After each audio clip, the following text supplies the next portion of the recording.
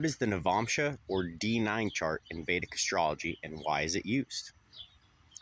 So this was something someone kind of recently asked me on one of my other videos I did. So for those of you who don't know, in Vedic astrology, we don't just have one chart, a birth chart, a Rasi chart. We have what are also known as divisional charts or Varga charts. And there are many different ones used for different reasons. You have one for career, you have one for past life karmas, one for children, one for marriage, so on and so forth. The D9 chart or the Navamsha chart many times is referred to as marriage, so people want to use this in regards to relationships, and that is one use for it. But let's look at what the Navamsha really is. So Navamsha means the fruit of the tree.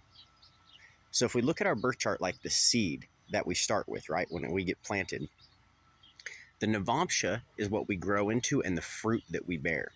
So you never want to judge a planet or a chart completely without actually looking in the Navamsha to see how it's going to mature. So when we understand the Navamsha is the fruit of the tree, we can see a few things.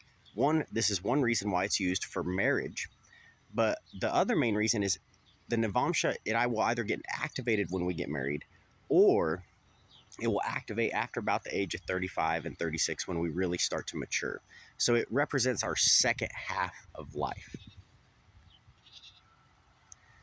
So this becomes useful to look at for a lot of different reasons. And I'll actually do a more in-depth video on how to actually read the Navamsha chart. So for those of you who don't know how to read a Vedic chart, I recommend you go to my YouTube channel, Eye the Storm Astrology. I have free videos on there on how to read a chart, or you can also sign up for my free astrology courses where I also teach the same thing.